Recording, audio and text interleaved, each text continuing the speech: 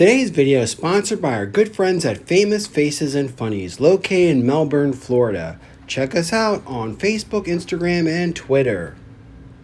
Along with our friends at Docking Bay 94, located in Boca Raton, Florida. Check us out on comicsandgames.com. And lastly, Ian's Displays, the best figure stands for iconic Kenner Star Wars and Hasbro GIJoe, as well as modern Black Series and GIJoe Classifieds.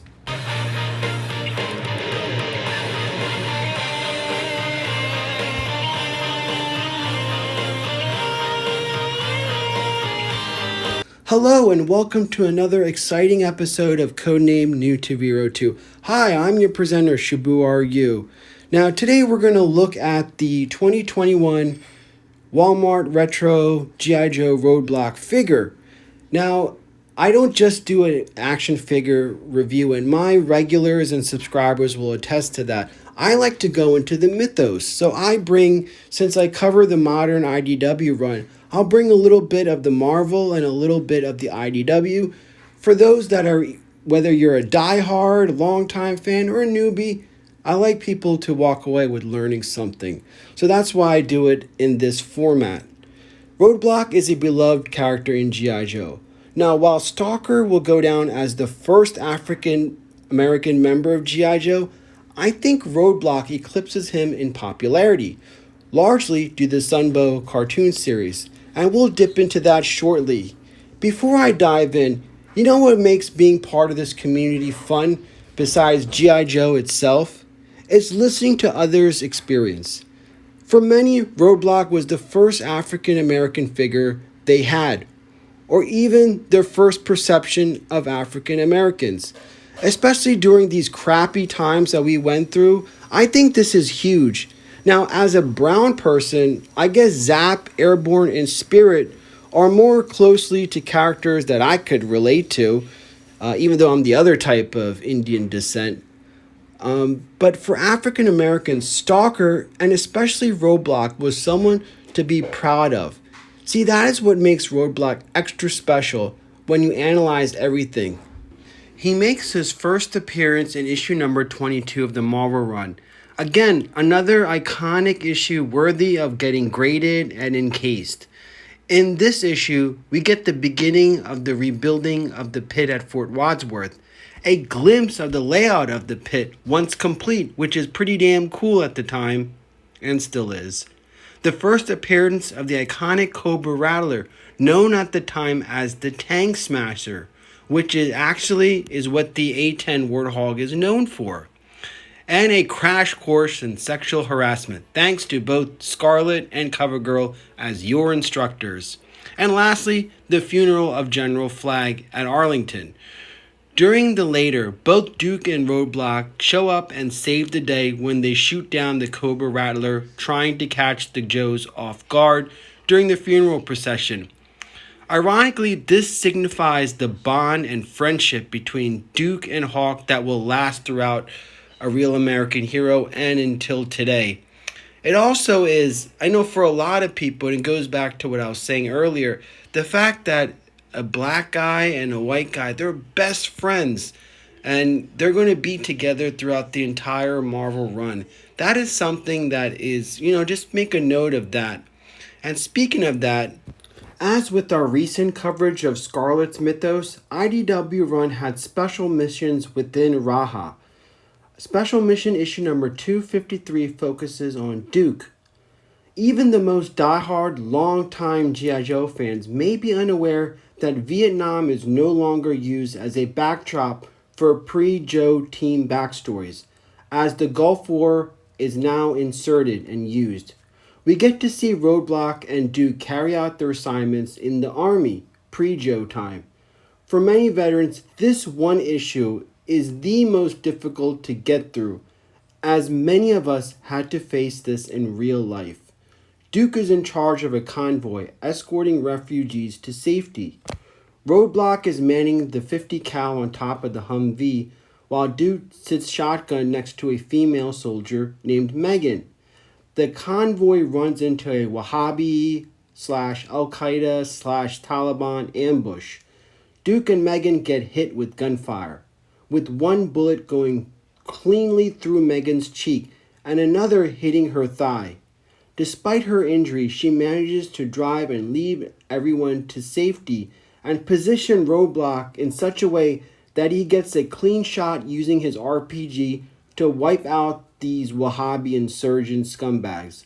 The victory is short-lived as Megan passes out and dies on the steering wheel.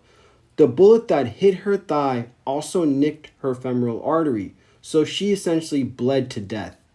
Now back stateside, both Duke and Roadblock pay a visit to Megan's only living family member, her brother.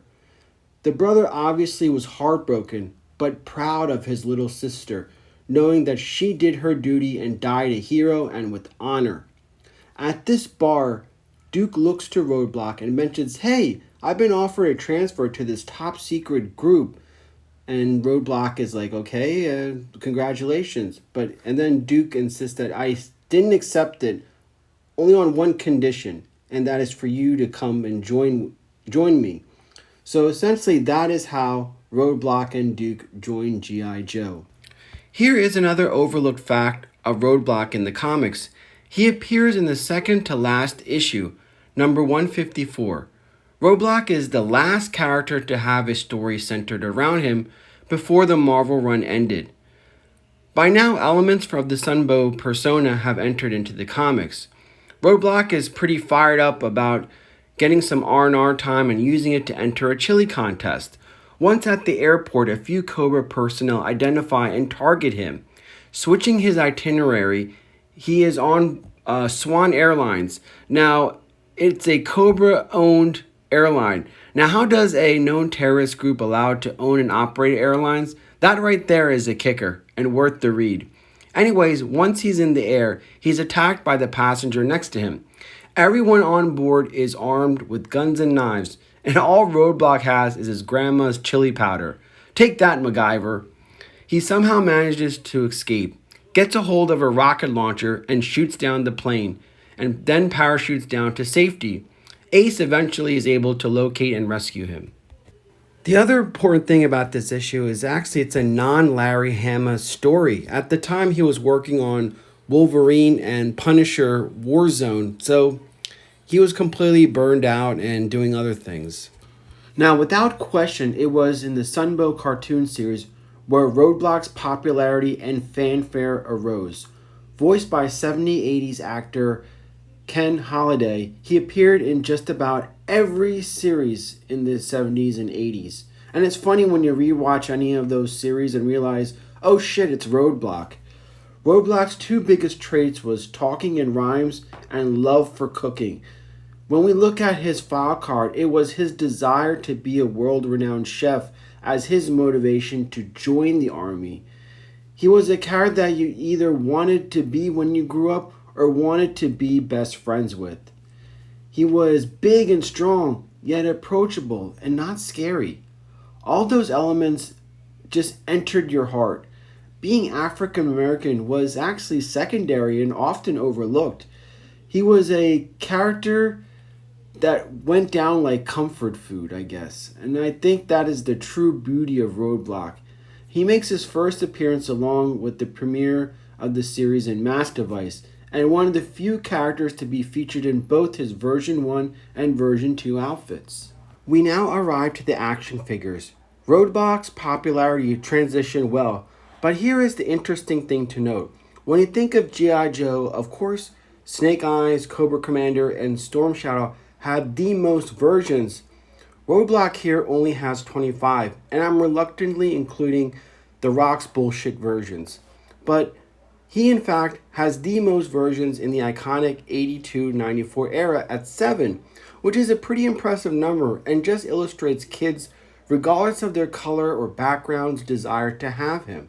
Okay, so now that we got the mythos out of the way, it's time to look at this 2021 Walmart retro line. And again, like I've said with the other figures, the card back is a disappointment because it cuts out the meat and potatoes. And I do have Roadblock's file card if you want to compare it with what we have here. It's just very basic.